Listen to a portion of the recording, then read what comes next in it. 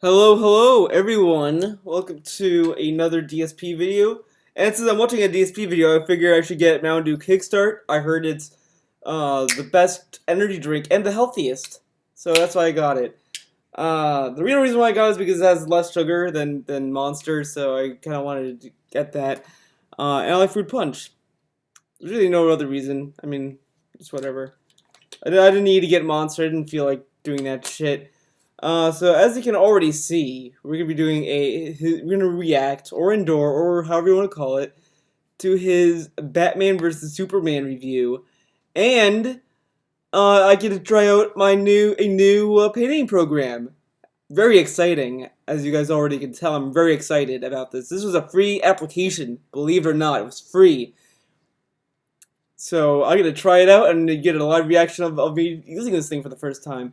So let's get started. Let's watch him do this. Now, I did watch Batman vs. Superman, Dawn of Justice, or as it's called, Batman v Superman. I think it's dumb either way. The movie, honestly, isn't that bad as people are making it out to be. I don't agree with the Rotten Tomatoes score, but it's not a good movie. It's still a bad movie, but just not as bad as people would make you believe.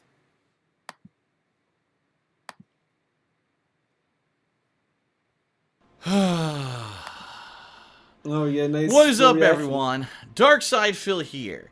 I saw Batman vs. Superman Dawn of Justice yesterday, and although it was far from the worst movie that I've ever seen, if anything, it just shows that when you're trying to be too ambitious, when there's maybe too many hands involved in a project, and you're trying to lay the groundwork for an entire cinematic universe in one movie, that you can really fuck up.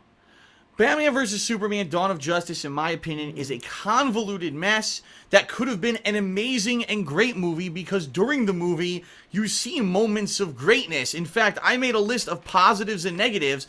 The positives actually about half a page long, and if the movie had been composed of just that half a page of stuff, probably would have been damn good. Problem is, there's this other page and a half of negatives of things that were done poorly. Wait. On Twitter, he said 2 pages. Now he's saying, oh, it's a page and a half. Well, let's hear that shit again. I gotta hear it again, okay? I might be hearing it wrong. Movie had been composed of just that half a page of stuff, probably would have been damn good. Problem is, there's this other page and a half of negatives. So there's a okay, shit. This is never mind. He I guess it is roughly 2 pages. Fuck it. Of things that were done poorly, things that could have been executed way better. Some might have been issues that the director caused. Some might have been casting issues. Some could have just been too many hands in the pot trying to make a plot that would spread out to be a Justice League world later on. Let's get into it one by one. And quite honestly, I think what I want to do is start with the positives so we can start on a high note. Warning, everyone, before I even get started, I just want to let you know, spoiler alert. When we want to end on a high note, not start with one. But whatever, whatever. Let's continue. I saw the movie, and yes, I am going to be talking about critical plot points about... Oh, yeah, spoiler alerts, like, Star Wars Episode 7, right? We're gonna get spoilers? Are we gonna get spoilers? Man, I don't know. I don't know. The movie. So if you don't want to be spoiled, do not watch this reactions video until you see the movie. Let's get started. Alright, so the first question I think on everyone's mind when it came to this movie. Could Ben Affleck pull off Batman? And I am here to wholeheartedly tell you, yes. Ben Affleck actually does a great job as Batman. He looks the part. He worked out for this movie. He's roided up. He looks like the Bruce Wayne of the comics and of the... I love that he's saying this, because if you go check out his Ask the King he did a few years ago or whatever, when they had the trailer for it, he was making fun of Ben Affleck, and he was like, man, I can't believe that, see Ben Affleck, and he's just like, and he does his campy faces, and now he's like, he's the best, he looks the part, he's great, and he's gonna say he looks like the animated series. Look, everyone that kind of shat on Ben Affleck being Bruce Wayne, you guys are just kind of jumping the gun a little bit. Because, and I'm sure people are going to say, like, well, you do some Jared Leto, but the thing with Jared Leto is that I'm speaking aesthetically, he doesn't look that pleasing, and I don't really like that actor. He could perform good as a Joker. I just don't like, the way that they made him look. If that makes sense. I mean, it's just whatever. But with Ben Affleck, it's like, the movie isn't out yet, and you're not really judging the actor yet.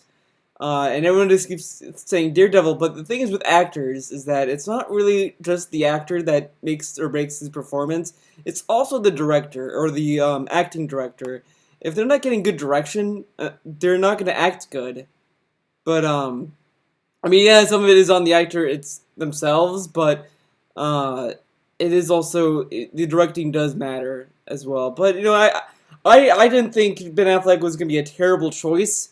I don't really have much of an opinion of him, so I can't really say if it was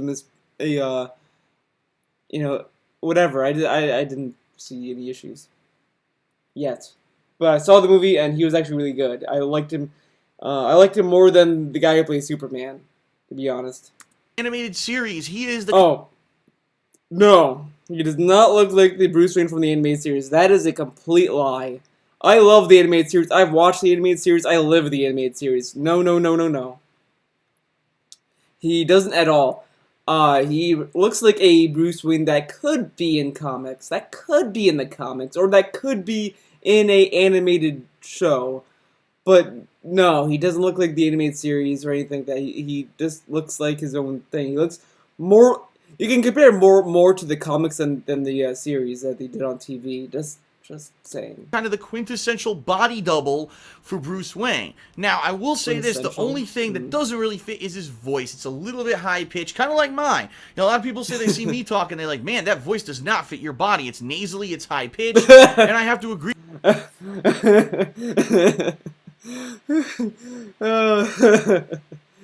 I'm sorry, Phil. Whoever told you that is full of shit. Your voice fits your body so well. It does. But back to Ben Affleck. Back to him. His voice did fit Bruce Wayne. Because like I like Christian Bale as Batman and as Bruce Wayne, but at the same time, there were some parts of him that didn't really seem to fit. Everyone also seems to criticize his Batman voice. I didn't really care one way or the other about his Batman voice, but I could see why people don't like that. But when he was as Bruce Wayne, he was just like... He sounded shy half the time. I don't know. It just didn't sound right most of the time, but it was fine. It did the job, but... Ben Affleck's voice fits. Just saying.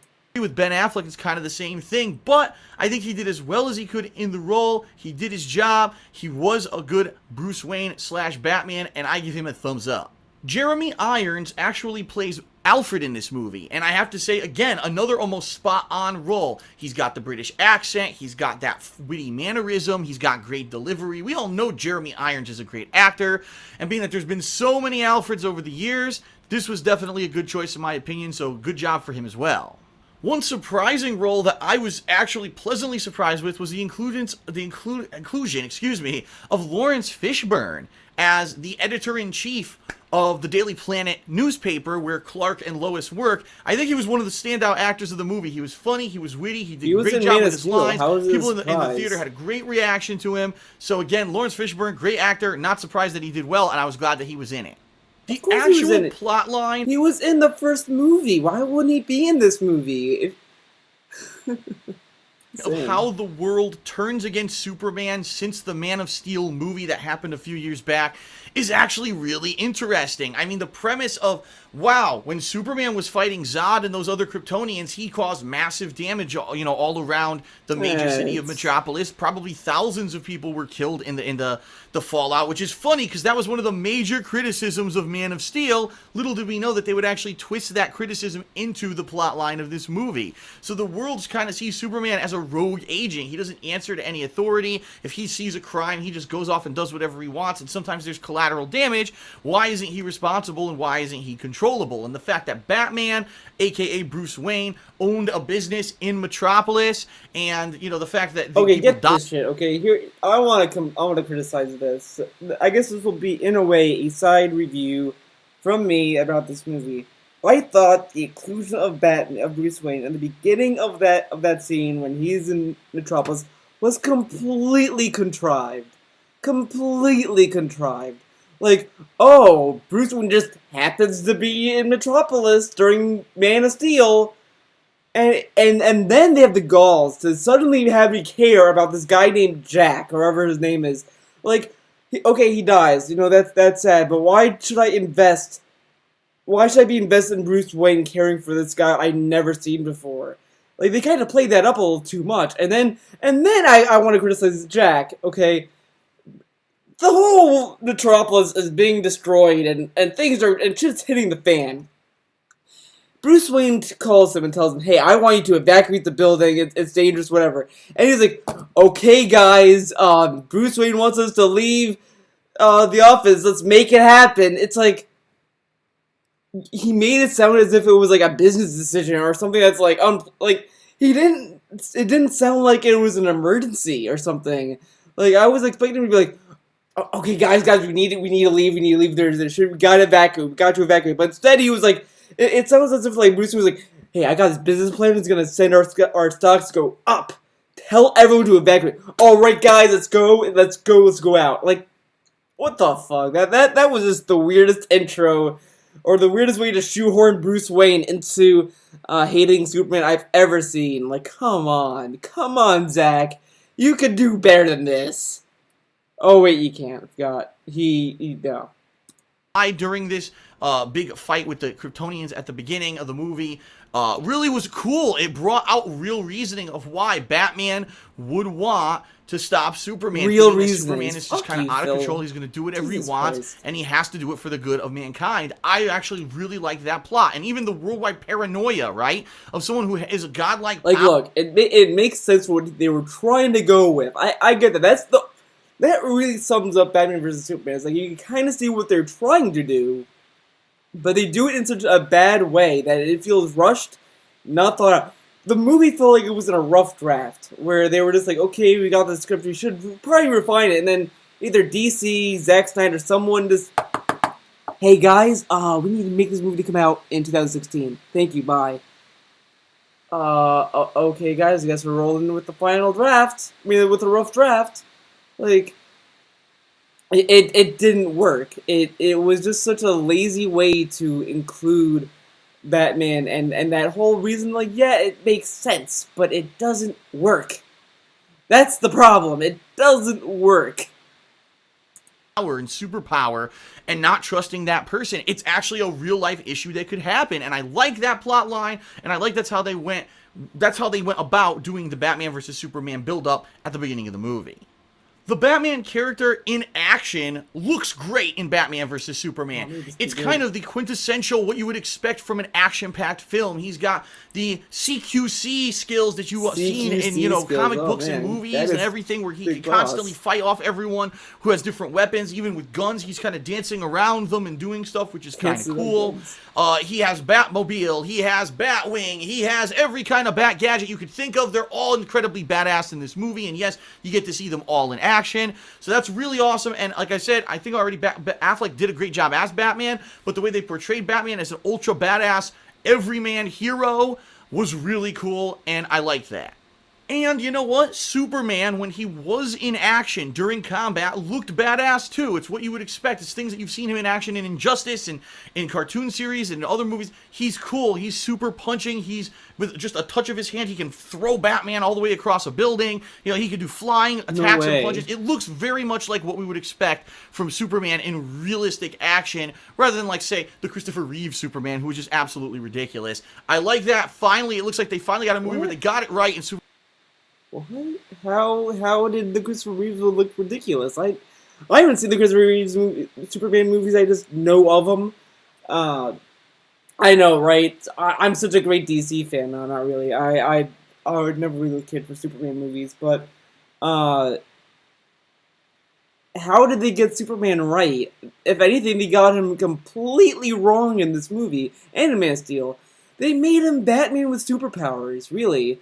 And the other thing that I want to pick a bone with Batman vs Superman, mostly this movie, for some reason, I sat there and Superman this seemed like a dimwit half the time. Like, I don't know, the whole time I was just waiting to be like, me love Lois, me protect Lois, I protect Lois, Lois danger, I save Lois. Like, he didn't sound like he acted on those like base like motivations. It felt like to me sometimes. I don't know. I don't know if that explains it well, but it just seems weird when I saw Superman on screen talking about why he does things, and then it was like 18 months. It was like 18 months from Man of Steel to this movie, and I'm like, and I was there like, so does Superman not think that maybe he's going overboard, or that he shouldn't be doing half the things he does,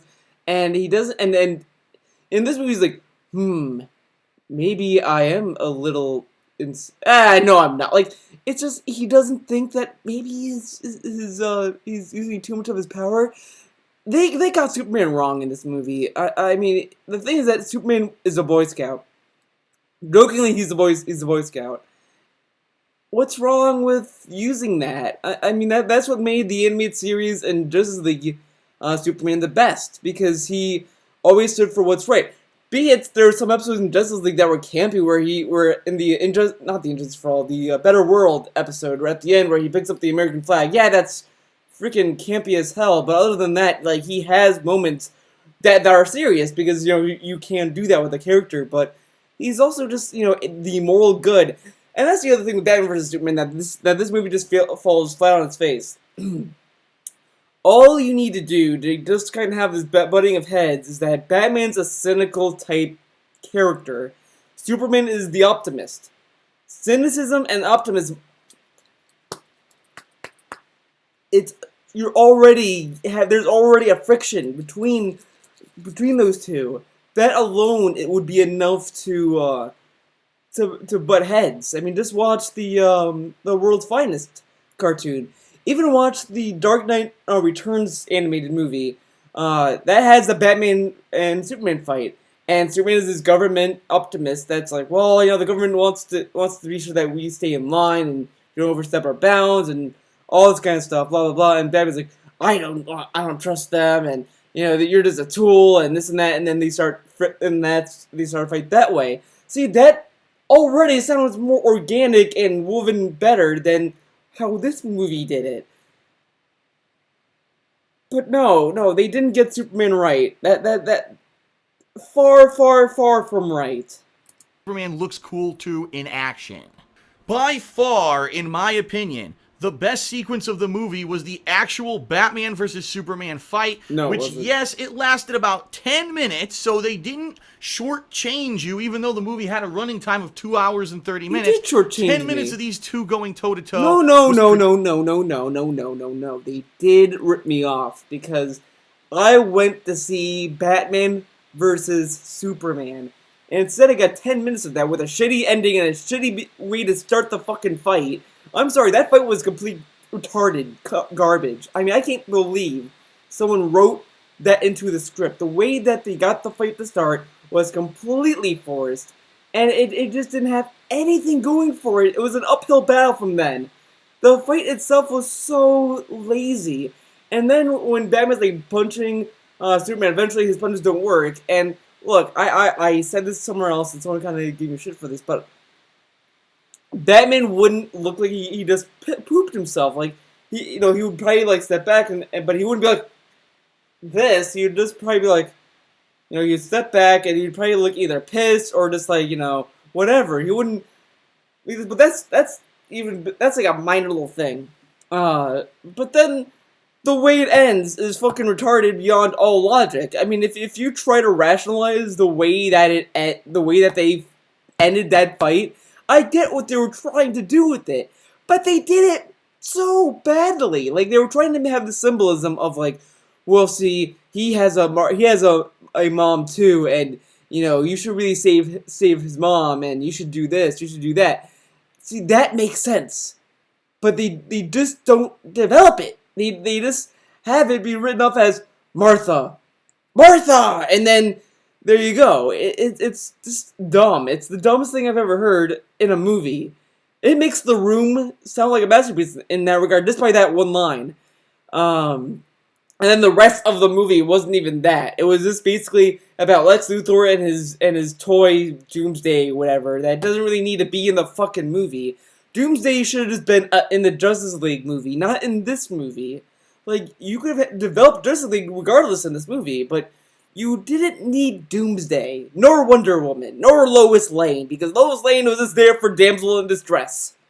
Be entertaining. Of course, it was really cool to see exactly what I expected to happen. Superman literally fell into Batman's trap, felt falsely secure. Batman maybe a little bit overwhelmed in a few parts of the fight, but eventually kind of getting the upper hand. I liked it. If anything, that sequence, that fight could go down in cinema history as one of the best superhero fights ever, and I have to say, very well executed. So, Really. if that were the movie, it was the buildup of Batman versus Superman, where the world was fearing Superman because Superman seemed to be out of control and or could not be controlled by the world government, and Batman decides it's just in his power now, he has to stop Superman and take him out to save the world, and they had a showdown, and there was an ultimate winner and loser. That would have been a great movie.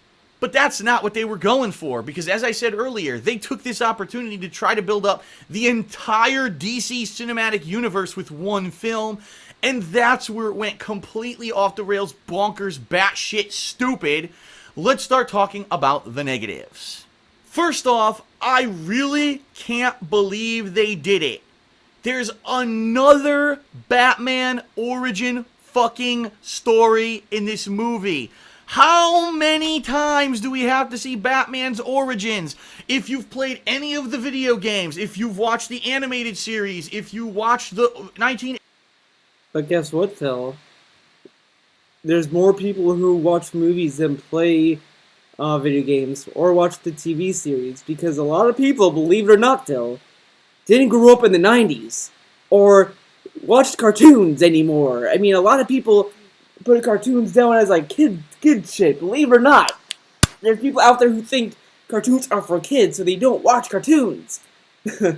But like, and the origin story with Batman was so quick. It was like 2 minutes or whatever. They showed their parents getting killed, him at the funeral, then they go into present time. They didn't really go that much into his origin story. So him complaining about this origin story is just kind of reaching for a criticism there. I mean, like, come on. It's not. The whole movie wasn't an origin story for Batman. Like, come on.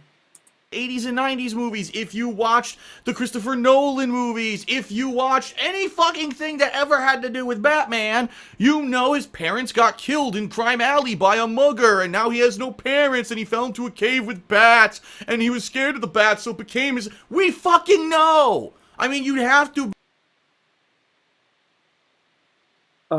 In Batman the Animated Series, Bruce did not fall into a cave or anything. He was actually an adult. He was with his girlfriend at the time, and then bats flew up, and he was scared, and so was his girlfriend, and then he was like, that's it. And then he went to the cave and discovered the Bat Cave. So, yeah, and the other thing is that, yeah, just because you watch the Nolan movies doesn't really make it canon, because the thing is that this is Zack Snyder. They're not making the Christopher Nolan movies in his universe because they don't have Christian Bale as Batman. Be fucking stupid to not know the origin story of Batman. If I'm in a movie called Batman versus fucking Superman, I don't need to see the fucking origin of Batman again for the upteenth time. For once, can they treat the audience with respect and not think that you're just an uneducated retard sitting there in the fucking theater who needs to have everything fucking spoon-fed? No, it's stupid. He just called everyone that might not know about Batman's origin story stupid, and they need to be spoon-fed. And the origin story, again, lasted like 1 minute or whatever. It was like such a short thing. By the time you got bored of it, it was already into the middle of the movie. Like you already got past it by the time you were done with it. Like it just kind of came and then it went. It was. I think it was even the beginning of the movie. They went through that shit and then they're like, okay. Now we're back in Man of Steel. Like they just kind of glazed over it because yeah, everyone knows it, but they want to establish it in the movie. Otherwise, is this going to be like, oh, okay? I mean, yeah, you can kind of argue you don't really need it, but they put it in there because I guess why not? It's not that big of a deal, and it's also there for new fans because guess what, Phil? New people watch new IPs all the time. Movie is a wider audience than a video game or the TV series or the comics or the old movies for that matter. I'm sure you can find people who have not heard of the Tim Burton movies. I'm sure you can. And it's hilarious because there's other things in this movie that if you're not a diehard DC Comics fan, you'll have no idea what the fuck is going on. I'll reference that later, but the fact that they had to spoon feed us the origin of Batman for the 47th fucking time was insanely stupid. You know, I've seen some people say they liked Superman in this movie as a character. Nope, not going there. Sorry, he's terrible. Superman was just a crappy character in Man of He just said, not like 3 minutes ago or whatever, that Superman was the best in this movie. This is, I mean, I guess he meant that the action scenes of Superman were great, and that's it. I guess that's what he meant. There you go. That's what he meant, guys. He was talking about. Oh my god. Let's go Steel, on. and he's a crappy character here. He's fucking boring. Superman has two attitudes: stoic and superhero-ish, or angry Superman. Ugh, my eyes glow. I'm angry Superman. And that's the range of emotions that Superman has in this movie. He has no character development. It's hilarious because the scenes where he's actually just Clark Kent, where he has charisma and he's interacting with other humans inside of the Daily Planet, those scenes are better than any fucking scene where Superman has dialogue. He's a terrible character. They have not made him three-dimensional in these movies yet. He's just not good. He's terrible. He's boring. Every scene with him, I would rather watch paint dry. I'd watch grass grow. I'd go take a shit rather than fucking watch Superman talk in these movies. It's garbage. Now, one of the strongest criticisms I had about Man of Steel was, why is it that everything is so coincidental and everyone's in the right place at the right time that everything works out? And guess what? They fucking did it again. Lois Lane, again, is magically in the right place at the right time. Can you get me a helicopter, head of Daily Planet, to fly me over to where that bat signal is so I could just somehow help out Superman during that fight? You know what the editor of the Daily Planet should have said? Fuck you! You work for me! I'm not gonna fly you over there for free, you dumb bitch! But no! Oh, I'll get her a chopper, she magically shows up. Of course, she's the pivotal person who saves everyone and makes sure that Batman and Superman don't kill each other. Stupid, stupid, stupid. It's a cop-out. Having her in every fucking pivotal scene of the movie, including the final fight with superpower. He just kind of. He's saying the stuff that's stupid about Lois Lane is wrong. I mean, she's a pointless character in the movie because all she does is just to be the damsel in distress. That's all she does in the movie. Let's be honest here. That's all she does, and so yeah. So all she does is be the damsel in distress, and he's saying that's stupid that he's just there. She's just there at the wrong time, but I think in the movie she told her boss that she wanted to go there to get the scoop of the story, to tell the story there. I think that was the reasoning with that.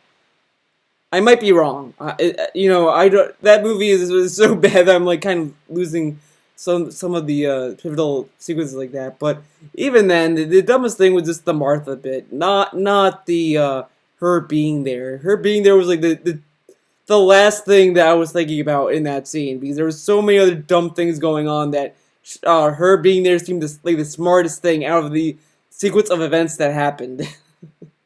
And shit, she's in it. Why? What the fuck? Learn how to write, stop being hacks, and stop having Lois Lane in every fucking scene. So why was she in the final fight? Well, she went to go get the spear while Batman and Superman and Wonder Woman were fighting Doomsday.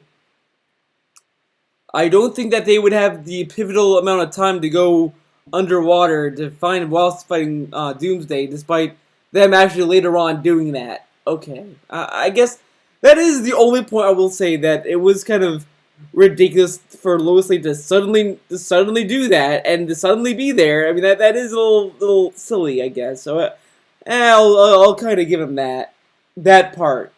Was never like that in the comics, never like that in any other movie. Get that shit out of here. On the flip Are side, you fucking kidding me with that now? Lois Lane has been always the damsel in distress. She's always been there. She's always put herself in harm's way. She always does that. People call Lois Lane a Mary Sue. You wanna know why she's a Mary Sue? Because she always gets in date. She's always there to be saved. That's why she's a Mary Sue, Phil. Okay. what about Batman's sidekick Alfred? Oh, in this movie, he's a magic man, apparently. Because, apparently, he built and maintains the bat suits. He built and maintains the Batmobile. He's the mechanic. He's the one who runs all the computers behind the scenes when Batman's out doing stuff. He does everything. So, I guess he gave up his butler duties or whatever, and doesn't do any of that shit. Now he's just kind of like the sidekick henchman. A DC fan. A guy. I have stopped reading Batman comics for like years now. The last one I read was, I think, Arkham Asylum or something. I don't remember the last Batman comic I read. I just kind of dropped. I know the last one was the Night of the Court of the Night Owls, and that was kind of a whatever story. The first half was great, but anyways, even I know that what Alfred was doing in the movie was fine.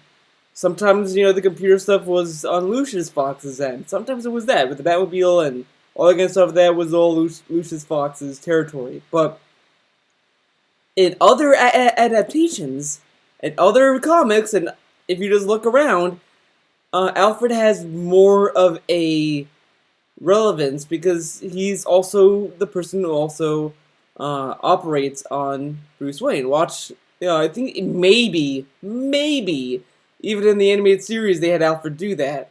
But I know for sure that they had him do that in like the Gotham Knight animated movie.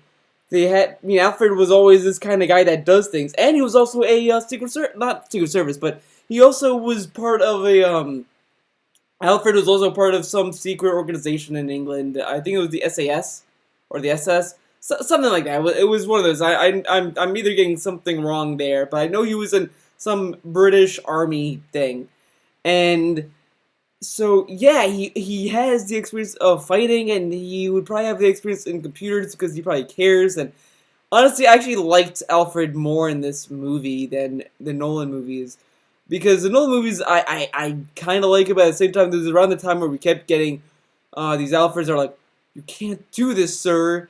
You are just a person. Don't risk your life. Blah blah blah. This kind of stuff. But this one I didn't mind. I actually like this Alfred more. I actually like this is actually really. But the other him and Ben Affleck were the only two things that I actually left the movie actually enjoying. I actually like those two, but whatever. Of Batman who does all the behind the scenes tech work. That's not Alfred. Now, I know Alfred. that they were going for like a future version, parallel universe Alfred, where I guess in this movie, Wayne Manor burnt to the ground because we don't know the history of what happened with Batman and Joker and all that in the past. But it needs to be said, it's incredibly unrealistic. Alfred is a fucking butler. How did he learn how to do all this shit in the few years, even if it was 20 years? How do you become a master technician of all this shit? It's completely unfeasible. It's unrealistic. It's stupid. They could have explained it better. Now let's talk about the actual resolution to the Batman vs. Superman fight, which in my opinion should have been the actual logical end of the movie. When Batman and Superman fight, they actually have like a legitimate thing to talk about. It's very important. It's in the background. It's a plot point. But they just start fighting. And Batman attacks Superman. Superman, instead of stopping the fight and saying, no, listen, here it is. I'm going to say it right now before you hit me again, stupidly walks into every trap Batman has. Then next thing you know, they're hitting each other. It's like, can you just like be two intelligent people for half a second and stop acting like two 5-year-old schoolyard boys who need to beat each other?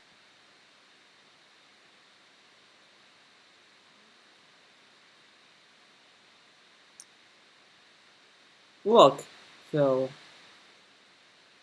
for one, they forced a fight with Batman and Superman by having Lex Luthor somehow know that Superman's mom is Martha Kent. For some reason, he just found that out, uh, and so he's like, "Well, we've got your mom to live. You're gonna kill Batman." So he goes there to do that, and then he's like, "Well, I'm gonna tell him about it," and it's gonna backfire on Lex's side. So, but Batman was already promised to fight him. So when he goes there to try to tell him that, Batman doesn't listen because he's at war with Superman. It's almost as if the title of the movie that you walked into was Batman versus Superman. Or v Superman, whatever. I mean, that's like me playing Metal Gear Solid and then saying, man, do I really have to fight a Metal Gear? I mean, like, can't I just deactivate it? No, you're gonna fight a Metal Gear because that's fucking... Come on, Phil, really? Each other up. I mean, it's lame because the fight itself is great, but the reasons for the fight are so stupid. You can't talk to each other for 5 seconds before you beat each other to a bloody fucking pulp and maybe kill each other.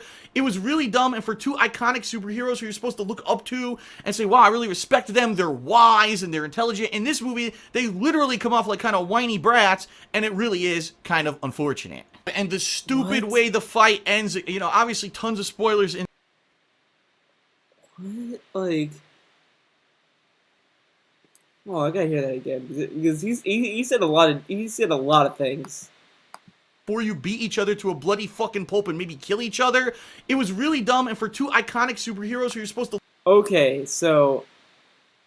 Yeah, Batman's not gonna give Superman the time of day because he hates him. He's the enemy. I mean, he openly stated that he was going to war with him, and if you ever read the Frank Miller comics, this was based off of those. I mean, this wasn't an adaptation of the Frank Miller comics, but it pulled inspiration from that, and they had a fight, and you know neither Batman, and this is why the Batman Dark Knight Returns animated movie's better because I'm using that as a reference. I know it's whatever, but they both wouldn't hear each other out. I mean, one person didn't want to go with the government, the other person was trying to tell him that he should go with the government and all this kind of stuff, and he was like, well, I'm not going to be the government's tool, blah, blah, blah, blah, then they fight. The way that they did go about it was dumb, just by just forcing it by having Lex Luthor figure out who Superman's mom is, so, yeah, that's the dumb part, not that they're fighting. He's like arguing, but for the wrong reason. Like he has the right idea that it's stupid, but he's calling the wrong thing stupid. And then it being iconic characters and that they're wise and all this stuff. They're fucking people, dude. Batman is supposed to make mistakes. That's what makes them relatable. That's what makes them likable. Is that they make these mistakes and they learn from them. They're not, okay, well, I know, Superman, that your mom is being held hostage, so I will help you save her because I know, because I'm so wise, and that's why you came here, and that's what you were trying to tell me, right? Well, now that we have figured that out, we don't need this fight, and the title of the movie is incorrect, and people will be angry that we misled them. But let's go, Clark, let's save your mom. Like... Come on. Look up to and say, wow, I really respect them, they're wise and they're intelligent. In this movie, they literally come off like kind of whiny brats, and it really is kind of unfortunate. And the stupid way the fight ends, you know, obviously tons of spoilers in this video, but the fight ends because both Superman and Batman's mother's names are Martha. What? They couldn't think of anything better than a coincidence of a name. Now, I thought that Bruce Wayne / Batman knew who Superman was, right? He kind of knew about Lois Lane and all of that. So he didn't know because he didn't do any research, dummy. Like, in The World's Finest, that episode of Superman the Animated Series, there was a clever scene where Superman peeked into Batman's visor, and Batman's like, oh, you peeked. And, you know, he leaves. then Superman goes back, and when Superman goes back to his home, he puts on his glasses, and he sees Batman, and Batman figures out that he's Clark Kent through that, and that's how he finds out. Great scene, right? That is like, wow, they both one up each other there. And this movie didn't have any scenes like that, so there's really no reason to believe that Batman knows who Superman is to begin with. And the thing with Martha is that, as I said before, it was done for a symbolic reason. It wasn't done uh, because they couldn't think of anything, but they couldn't think of anything, but they just couldn't find a better way to word it, so they went with the dumbest thing. Because they wanted to show to Batman that, he has a mom too, and, this and that. But it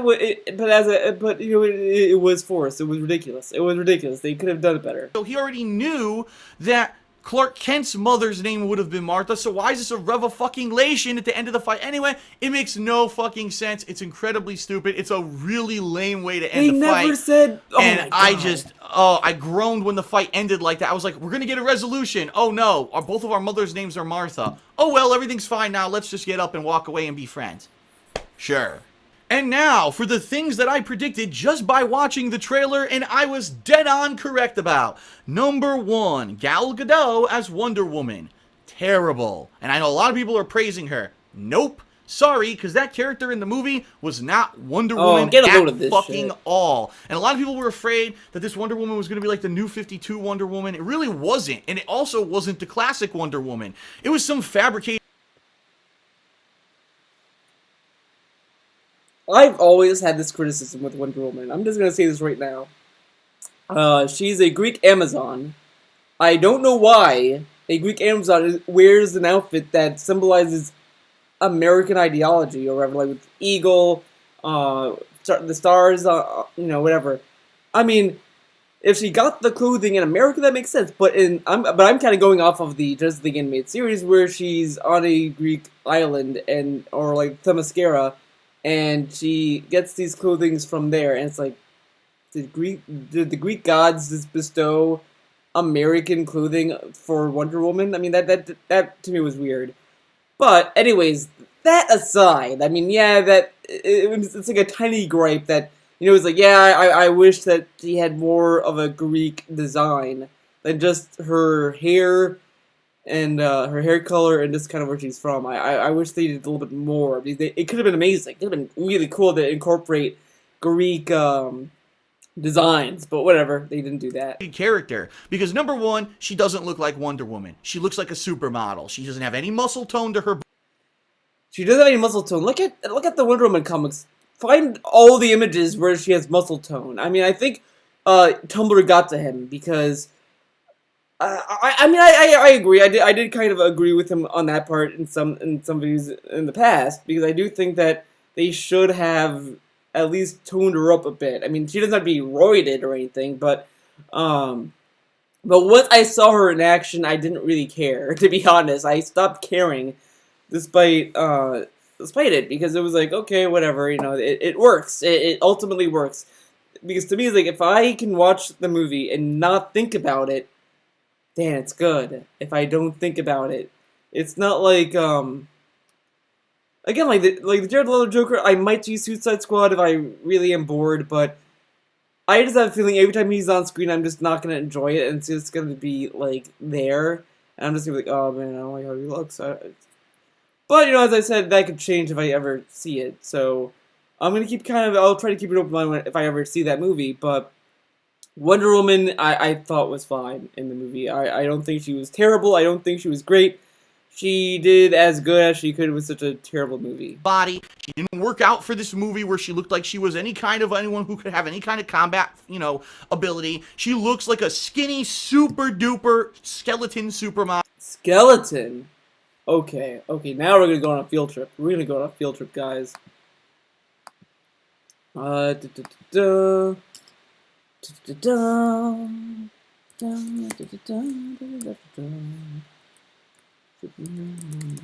Woman. Let's see what she looks like.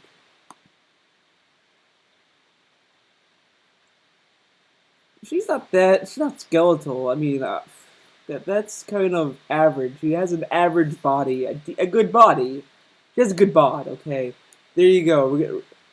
That concludes the shallowness of this segment. So let's go on. And in 95% of the movie, that's what she is. She's going around these dinner parties and fundraisers in dinner gowns.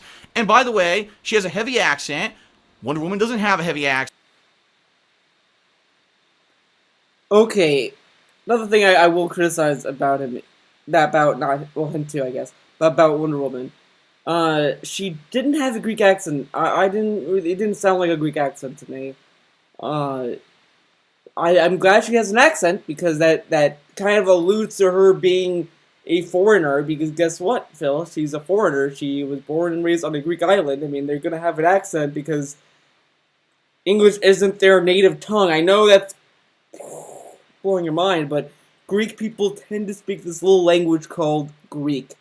And if you ask me to say a word, if I can speak Greek, I can speak some because I didn't bother to learn it. That's how good of a Greek I am. But she didn't have a Greek accent to me, so that was my only thing. I kind of wish that she had a Greek accent. But other than that, her accent was just whatever. At least it introduced the idea. So her never having an accent is ridiculous. He's solely. And I've read this on Twitter. He's basing it off of the animated series as always. I mean, I bet that's as far as the extent his knowledge goes. He probably never even read a comic. He probably watched the animated series like me. So, and yet I'm the one lapping him in knowledge of this stuff, which is kind of sad that I can kind of outwit him on something that he claims to be such a big fan of. But yeah, just because in just the animated series Wonder Woman doesn't have an accent doesn't mean she doesn't have an accent, because you don't know what the intention of the comic books are when they make these characters, because they don't have voices when you read the comic books. That doesn't fit. So the look's wrong. The sound of her voice is wrong. No, you're Everything's wrong. fucking wrong. And then they put her in combat, and of course they make her look badass because of CGI. Sorry. What CGI did they do? I mean, Doomsday was CGI. When they're fighting, they're fighting because they can do punches and stuff. That's choreography. They can do that. So, what did they CG on Wonder Woman? Her hair? What? What did they CG?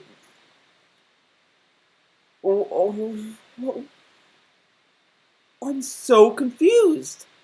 I don't know what that means, because she looked like a human when she was on TV. If she was CG, then bravo to the computers, because they fooled me into thinking that she was an actual person on the screen, but goddamn. I don't buy it. I think she's a terrible choice for Wonder Woman. I think they picked her solely on looks because they thought, oh, look, eye candy. People will watch the fucking movies when we come out with them later in the year. I think it's actually 2017 her movie comes out. It's bullshit. It's bad casting. And they fucking really copped out here instead of getting someone who would have fit the role of a big Amazonian strong woman. Like who? I seem to recall from the very first time that I saw a trailer, from the very first inkling that we had the casting, that when they said Jesse Eisenberg was going to be Lex Luthor, everyone collectively fucking groaned. That was years ago. And guess what?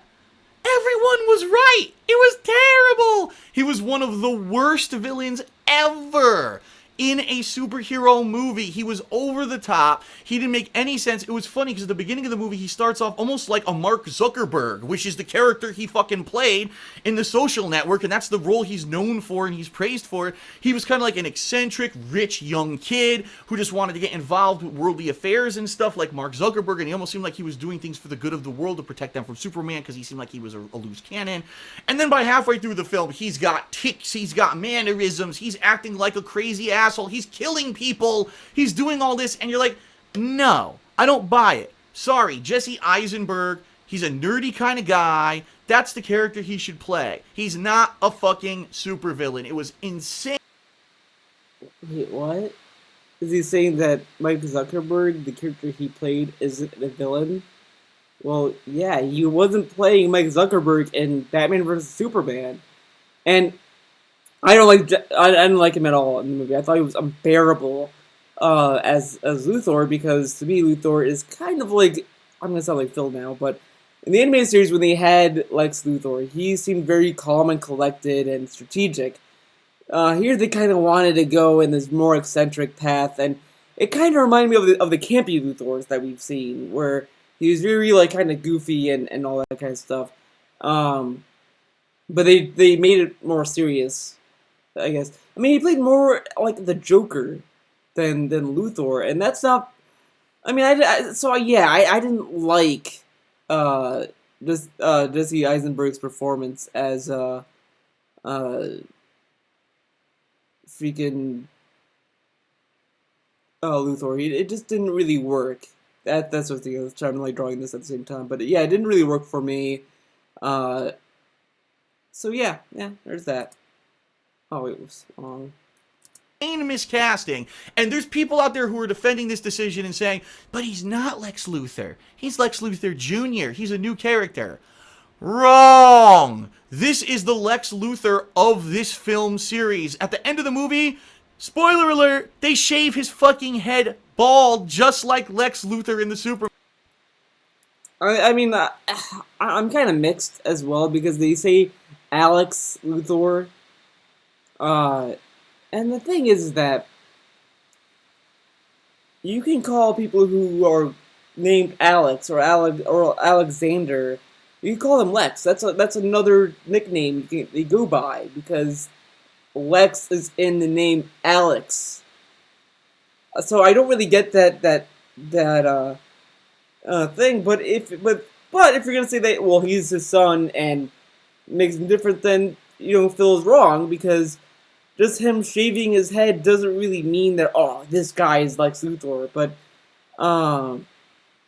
it's just dumb. That's the thing with this Luthor is that it just felt confusing for both sides of the aisle here because you can argue that it is Lex, and you can argue that it isn't, and there really isn't a clear way to kind of base it. So I do kind of say Jesse Eisenberg is Lex Luthor. That's how I took it because that seemed more probable, and just him shaving the head was the first way to have him be shaved. But the thing is that he could always grow his hair back when he leaves prison because we know is gonna leave prison because he's rich and he owns a company. I don't think he has. I think he has the money to afford to break the system or whatever. Superman comics. He's supposed to be the real Lex Luthor, and he's terrible at it. He's awful. He's over the top. He's unbearable. Every word out of his fucking mouth, you want to punch his teeth out.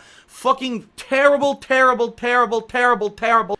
And in fact, the Luthor character is so bad that he ruins the movie single-handedly because everything around him makes absolutely no sense. Here comes some crazy, stupid things in the movie regarding Lex Luthor. Terrible, terrible, terrible, terrible. Number one, why the fuck does Lex Luthor want to kill Superman and Batman anyway? The whole movie, he's Well, one, that was a terrible joke to be like, well, here's what terrible. That cut was just awful. Then he goes, okay, but why would he want to kill Batman and Superman? Well, maybe because they're heroes and they could stop Lex from doing things that they would stop doing because Lex Luthor is a bad guy?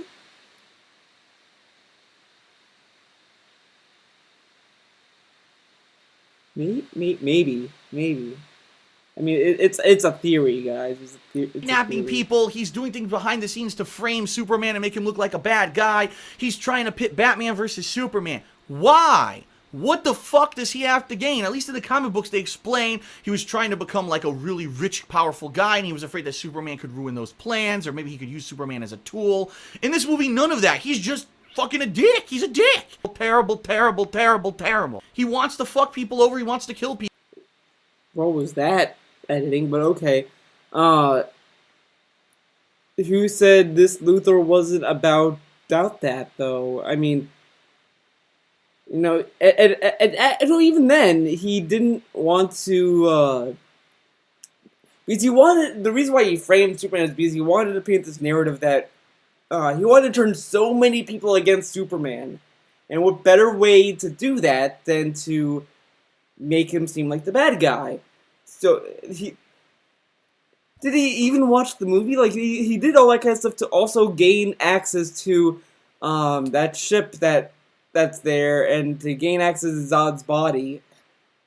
That's why he did all that stuff, so that he could gain access to Kryptonian technology, and so he can make his own Superman that he can control. Because he can't control the Superman, because he's for the people, and Lex isn't for the people. So he's pretending to be for the people by having Lex being this, but not Lex, but having Superman be this common enemy amongst everyone. That's why he did that stuff. He didn't, and he just wanted to kill Batman because he knew Batman would be a thorn in his side. Come on, it's the basic motivation you can get out of this movie, and they did it. People, and if he can't get his way, he's just gonna fucking kill them all, but there's no actual viable explanation as to why he wants to stop Superman or kill Batman, and none of it is ever fucking explained. It's also really never explained why he doesn't go after these people in their personal lives, because somehow he magically knows who they are, what their real names are. So why the fuck didn't he just go after them to begin with instead of waiting for this big climactic? It's terrible, terrible, terrible, terrible, terrible. One big plot point of the movie is that the US military start working with Lex Luthor, and they give him access to the Kryptonian ship from Man of Steel, and they give him the deceased body of General Zod. They give him all this stuff. Why? It's never explained what the US military got out of working with Lex Luthor. It's a Did he, like, was he busy talking to Panda Lee?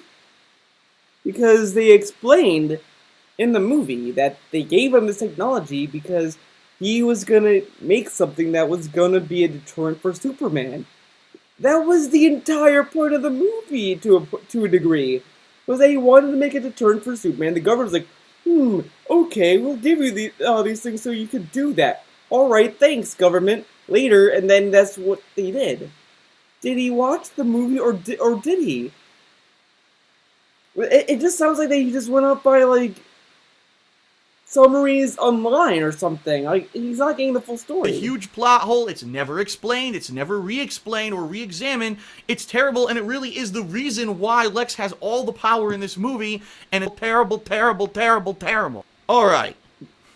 Let's do it. That needs to stop. We gotta say it. The stupidest thing about Batman vs. Superman is it, that they throw in 500 heroes and they have too much shit going on at once, and even Jesse Eisenberg's fucking terrible acting. No. It's the plot. Because the critical plot point of the movie, for the third act, the final act of the movie, where all the heroes come together to fight an evil, is that Lex Luthor fools a Kryptonian computer system by faking fingerprints. This is not a joke. This is not like, oh wow, this is, it's just some elaborate way. No, there's nothing elaborate about this. He uses kryptonite to cut the fingerprints off of General Zod. He literally glues them to his own fucking fingers, like probably with a glue stick or fucking, Elmer's glue. And he goes into the Kryptonian ship and puts his hand down and activates the ship with the fake fingerprints. Now, from that moment on, the ship actually recognizes that he's not a Kryptonian. They even address him as Lex Luthor. Yet, for some inexplicable reason, all of the AI and all the computer security and everything in this ship that we actually saw from the previous movie, it's gone. Terrible, terrible, terrible, terrible.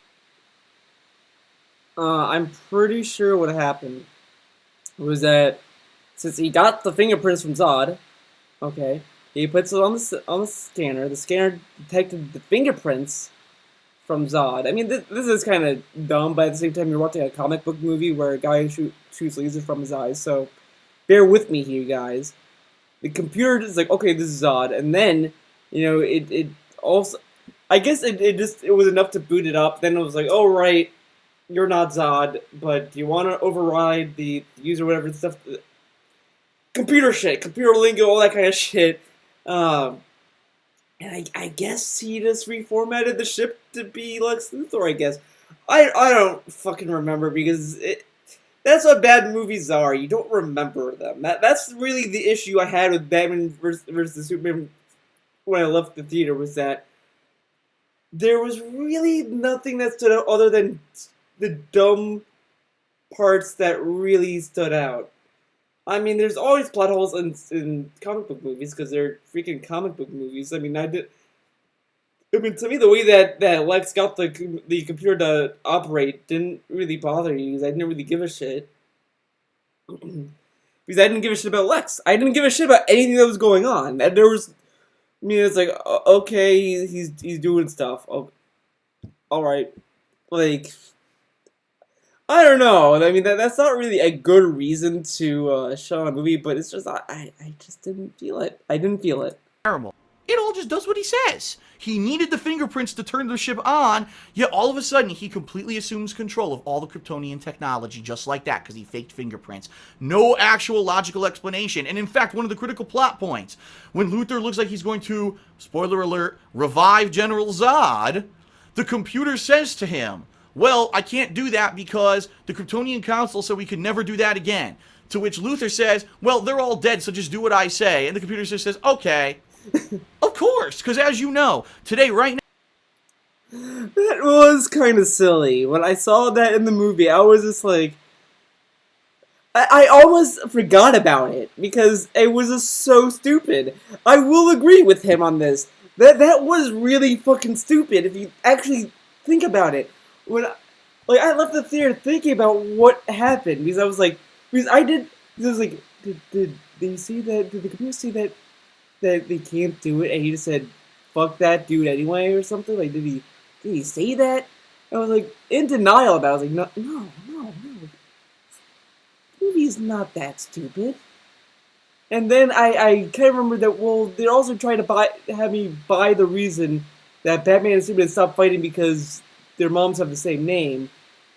But clearly that there's no way someone read this. I was like, oh, okay. So hearing this now from him, yeah, that is pretty fucking stupid. Zack Snyder, why? Why did he bother? Why did he bother with this movie? Now, if your computer pops up with a security question, you just say, well, fuck all that. I don't give a shit about who put the security in place. Just bypass it anyway. Your computer says, okay, and it shuts down the security question and gives you access to whatever you want.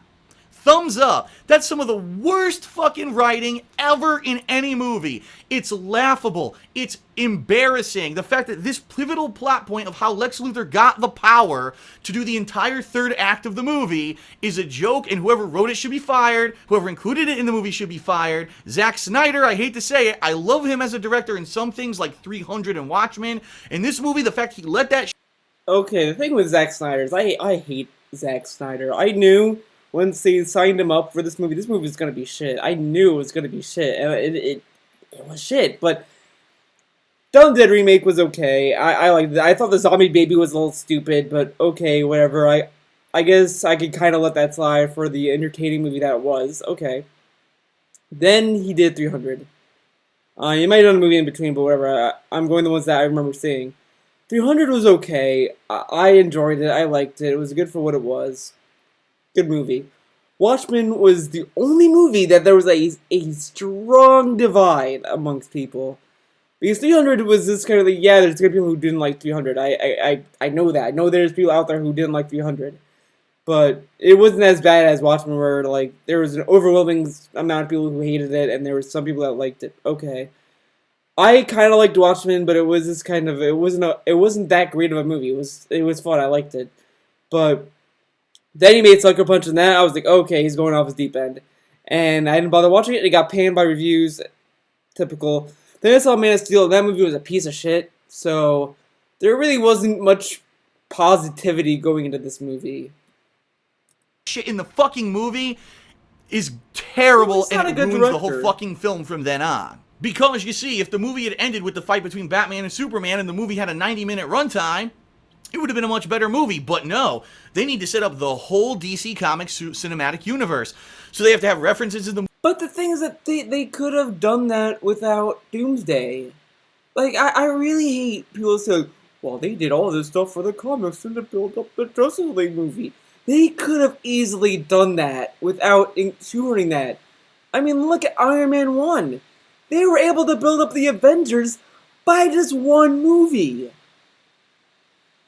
the whole movie of Iron Man was just about Iron Man. Then at the end of the credits, they had Nick Fury show in and be like, "Yo, man, we're gonna do the Shield Initiative." Oh, okay, and then that was it. It was like, "All right, Iron Man, you gotta fight this guy who is doing his own thing." Okay, oh, you fought him. Okay, great. Oh, now the army from Thor is coming down, and you gotta fight Loki and his minions. Like they didn't do that. They just focused on one premise, and they're like, okay, then we're gonna plant seeds. They could have just had it end with Batman vs Superman, and then have and have Lex kind of show up there just to be there and just to force the fight, I guess. And then have the computer files decrypted, and then to see the files from the other superheroes that are gonna be in the Justice League movie. And then just end it there. End it with the Batman vs Superman fight. Then you have Lex be foiled, and then the next movie you could have him create Doomsday and have that be Justice League. You could have just done that. You didn't have to rush out Darkseid for Justice League. I mean, come on, DC, really, really, really. Doomsday would have been a good villain to do the first Justice League movie on, or the first episode of the Justice League animated series. That's a good option, but they're gonna go with Darkseid. I know they're going with Darkseid. It's obvious that that's what they're going for. Movie to Cyborg, to Aquaman, to The Flash, so that they can be in the Justice League movie that's being filmed right now. Oh, they gotta bring in Wonder Woman, so why would Wonder Woman be involved? We need a super duper villain at the end to unite all the heroes, so there's a reason for Batman and Superman to not try to kill each other. So what is it? It's Doomsday! Yes, General Zod is revived and mutated, not explained how. He's just revived and mutated into Doomsday, and all the heroes have to fight Doomsday. And even though I'll say this... Wait, you had to have the movie explain that to you? An alien technology that's just like, well, we could reanimate, but we can't because it's against our policy, but fuck it, since you don't give a shit. They reanimate the person. They reanimate him. Okay, they reanimate Zod. And the reason why Zod became Doomsday is because it probably has to do with them not allowing reanimation to begin with. Because remember what the computer said, going off from what he said, because I don't remember the exact words, was that they said we're not allowed to do reanimations anymore or whatever because of an incident or something. Wouldn't the incident be of a Doomsday-like thing? Using that college education, huh, Phil? Your mind is so deep. Some of the action in the sequence was good. The premise of it, that they couldn't just let the movie be about Batman and Superman and the plotline of the world not trusting Superman. No, we have to throw every fucking possible thing in here so the heroes reunite as goody-goodies at the end of the movie and we would be nice cliche bullshit. It was fucking terrible. And I'm sorry, Doomsday looks like shit. That's not Doomsday. Doomsday doesn't have the powers that he has in this fucking movie. It's a cop-out. It's a complete waste of the character because they could have had Doomsday coming in the future. They could have redone. What powers does he have? Because, as far as I know, Doomsday was an actual failed cloning experiment that the government did, or, whatever, they did on Superman. I mean, I know Bizarre was one of those too, but, I mean, I was pretty sure, I thought Doomsday was one of them as well, and he became this monstrosity. So I thought he would have laser beams and all the abilities that Superman had. I mean, that's how I remembered him. I thought that's the thing, and I was going off by the animated series with that. I don't know. I could be wrong. I just thought that he had the same powers that was in the movie. I mean, the only thing I could think of that wasn't that he didn't have was the ability to absorb nuclear power. That didn't, I don't think, was a thing, but whatever. The death of Superman for real, in the real way it happened in the comics, with the heroes and everyone involved, and it would have been badass. They didn't go for that. Let's just fucking waste a whole character, waste Lex Luthor, waste all this shit so we can set up more movies and make more money in the future. Wow, you guys really are in it for the art, aren't ya? And the biggest joke of the entire movie for me is the ending. And again, spoiler alert, because, obviously if you didn't see the movie, this is a huge spoiler. At the end of the movie, Superman dies. No. Sorry. Ladies and gentlemen, if anyone ever has followed DC Comics, You know Superman cannot die. They've tried everything. They fucking disintegrated him. They used heat. They used cold. They used radiation. They used kryptonite. They used astonite. They used dictonite. They used every kind of fucking possible thing. Nuclear bombs, world. Darkseid punched him in his nuts a few times. Nothing ever works. Superman cannot die. The only thing that happens to Superman, he goes into kind of a hibernative state while his body regenerates, and eventually he revives. And sometimes he revives and he has weird different powers until he gets more sun energy in him or whatever. There's been various different things they've done in the DC universe with this. Superman can't die. And the bottom line is we know they're setting up Justice League. You know Superman is not going to die. So the whole ending of the movie is bullshit. Bullshit. You know Superman's not dead, which, by the way, they retcon it at the very last scene of the movie. So it's like, duh, it's stupid. It's a waste of time. Like, anyone who... Wait, what did they retcon? Did they retcon? ...with this. Superman can't die. And the bottom line is we know they're setting up Justice League. You know Superman is not going to die. So the whole ending of the movie is bullshit. Bullshit. You know Superman's not dead, which, by the way, they retcon it at the very last scene of the movie. So it's like... Does he not know what the word retcon means? Because here's what retconning means. Let's say I have a series. I have, I'm gonna go with my series. I have a Tumblr. Liquid Rock. Okay, there's Liquid Rock 1, Liquid Rock 2, the famous sequel, the successful sequel. Then there's Liquid Rock 3, that's the sequel. Then I'm like, no, let's go back in time and do a prequel. And then I do a prequel, and then that prequel contradicts everything that the first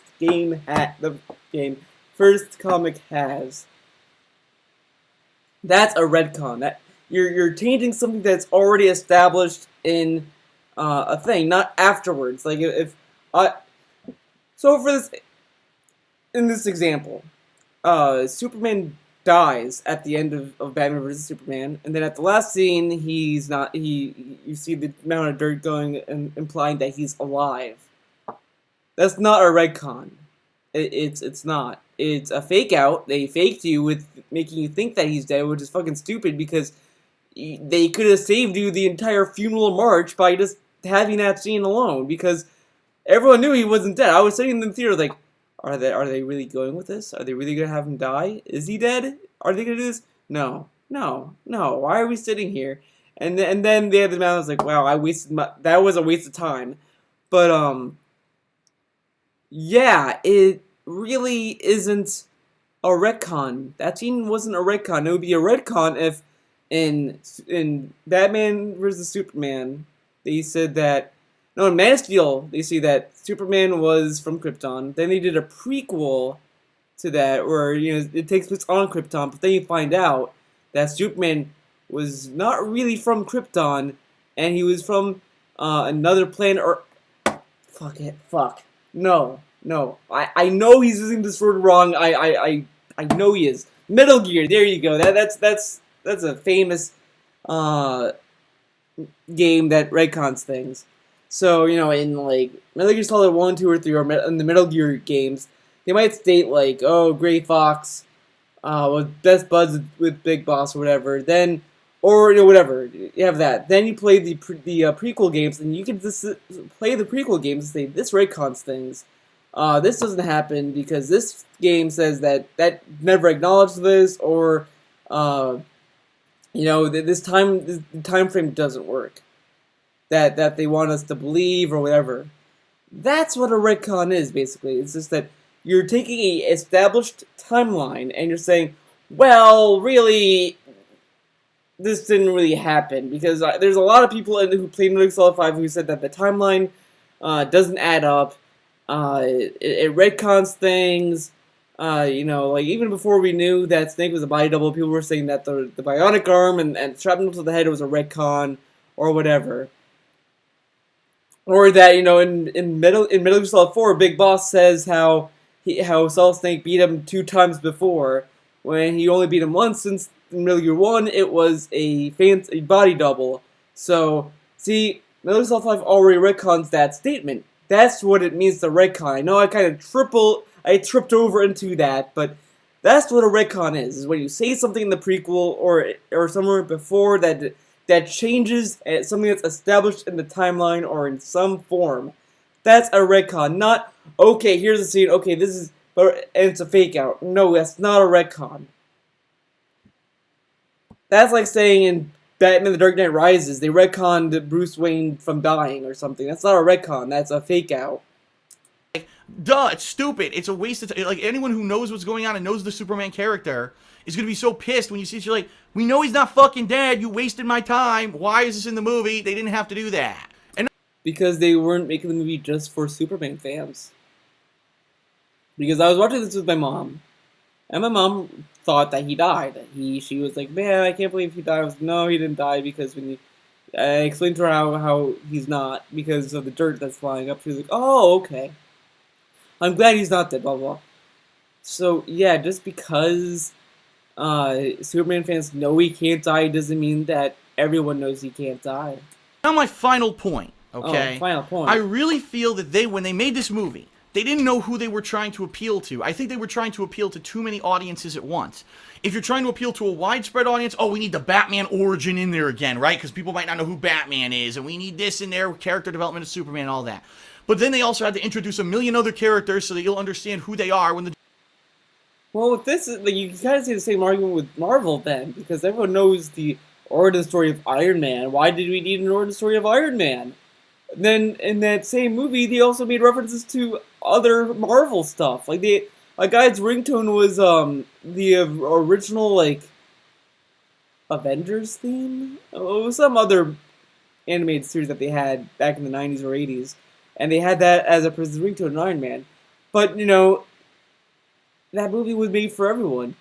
Just because they made references to other comics and went over an origin story doesn't mean that you can't have both in the movie. Because the main story, the main plot thread is for the general audience, and then they made little nods to other comics or whatever for the hardcore fans. It's excuse me. It's like kind of why this is gonna sound weird, but it's kind of why people like My Little Pony. I know you're already ready to hit the dislike button, but hear me out. Hear me out before you jump on that jump there. The people who worked on My Little Pony worked on Powerpuff Girls and all this other stuff. They made these shows, and they have slight little adult humor in there that's woven in fine. Actually, don't scratch that. Pretend I never said that. The Batman animated series, that show is a cartoon show. It's for kids, it's for fans, but they also have adult humor in there. I mean, there's even a Nickelodeon show that made a boob joke. So yeah, they just kind of have these things that kind of please everyone because everyone's watching it. So just because they have references to old comics or other comic IPs or whatever doesn't mean that it's only for those people. Justice League movie comes out whenever it comes out, right?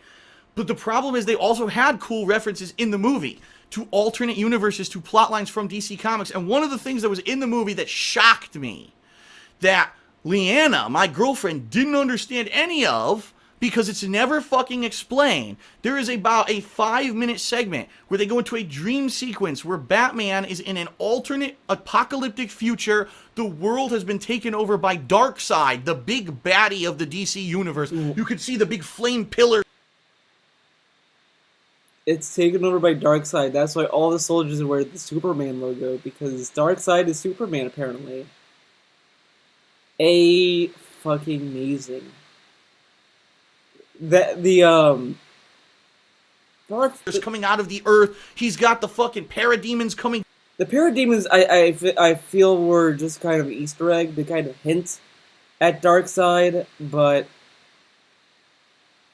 it was Superman that was the basis of it. I mean, unless whatever. Down and snatching up people, and Superman apparently works for Darkseid in this alternate world. Then all of a sudden, they show the Flash in a time rip, basically warning Batman, saying Lois Lane is the key. Don't make sure this alternate reality future doesn't happen. You need to help to stop this or whatever. And then it never comes into play in the whole fucking movie. Batman never does anything in regards to Lois Lane in this fucking movie. So the whole scene makes no sense. Anyone who doesn't know DC Comics doesn't know who Darkseid is, doesn't know about the parademons, doesn't know about the apocalyptic shit. They don't know that Flash can run so fast that he can travel through time and create time rips like that. None of it makes any sense. The Flash part I will agree was a little too obscure. I don't really think we needed that. However, the Darkseid references are fine because when Justice League comes out, the audience might be able to connect the dots with their mind, because that's what makes movies fun, is that they make these obscure reference points in a movie, and then when you see the next movie in the series, it's like, oh, I get it now, and then it makes them want to rewatch the movie to see if they had missed anything. That's called using your mind, DSP. It's amazing. So we're gonna make a movie, so you're so dumb you don't know the origin of Batman, we'll teach it to you, but then we're gonna include the most obscure fucking references from the DC universe that unless you're a hardcore DC fan, you wouldn't understand. This movie is bi-fucking-polar. Batman vs. Superman could have been a great fucking movie if they knew what they were doing, if there was someone coherent who edited the script, who kept it together. It almost feels to me like this is two movies. Like, they had a plan for Batman vs. Superman, but then they were going to have this movie where Lex Luthor pits them against each other later, or behind the scenes orchestrates this thing and tries to take over the Kryptonian technology, but they said, we can't do that, we can't do two movies, we have to do one. So slam them all the fuck together and make a convoluted, annoying, fucking piece of shit. And that's what this movie is. I'm sorry. There's all this great stuff. Ben Affleck, great job, right? Jeremy Irons, great job. Lawrence Fishburne, the fight is great. Batman looks like a badass.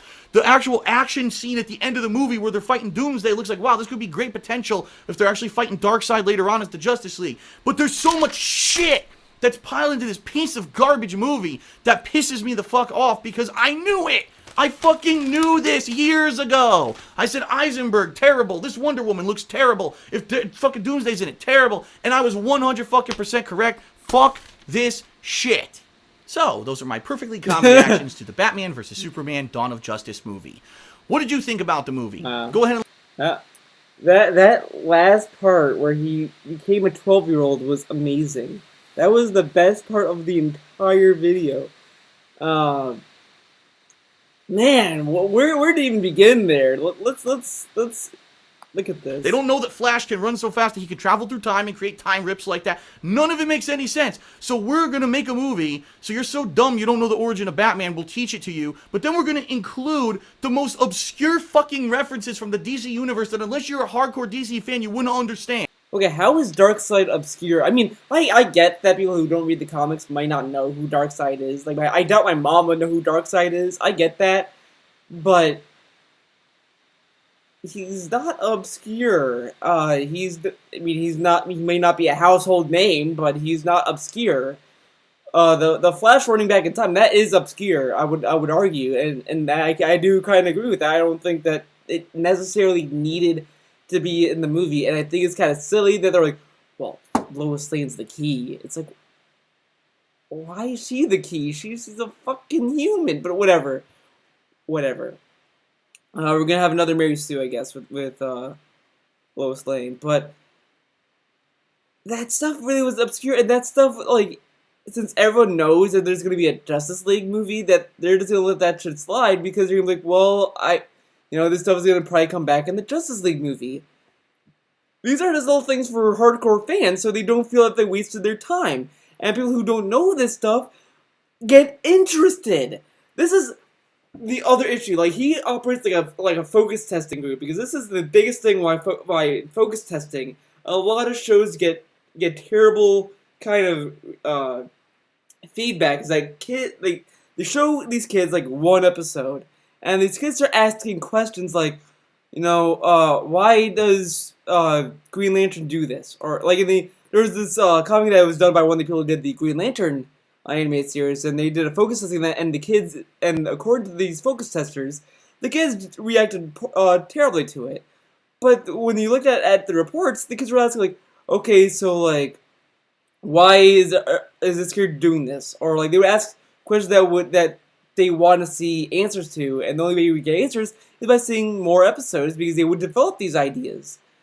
Uh, Phil, and so like these kids asking all these questions, and to the board of these focus testers, they interpret that as this show's confusing. They don't explain anything, and then they write it off and say, well, you need to fix your stuff and dumb it down even more, or whatever. That's how a lot of focus testing works. Is that with kids shows? Is that they usually they ask these questions that just kind of they ask these kids these questions that kind of give them these weird answers, and they interpret them as vague and cryptic shit, which really would be stuff that would be answered in later episodes. So, according to Phil, this movie had to explain every single thing if it was catered to everyone. It doesn't need to do that.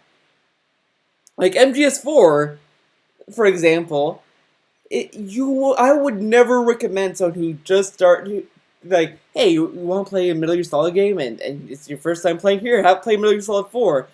But like if you play but even then, if you play Metal Gear Solid 4 as your first one, you could kind of go along with it, and the game might have you be interested in going back. But either way, it's like you can kind of see the story that Metal Gear Solid 4 is telling you at face value. The only things you're going to be lost in is with kind of references to other characters in the series. When they talk about other characters like Solidus or whatever, you might get lost there. But you will be able to understand the core base story thread where, okay, Snake is sent to the Middle East to take out this guy who is a terrorist. Alright, great. Oh, he's talking about taking over a system that controls guns and stuff. Okay, that he has to be stopped. Etc., etc. You can kind of get that base storyline without playing the other games, but you're not going to appreciate the references to the other games if you just kind of you get my point. So there's really nothing wrong with DC doing this, and it's not really a lost shuffle. And he does feel like two movies because it has the Batman vs Superman fight, which everyone came to see, and then they have this Doomsday fight that didn't need to be in the movie.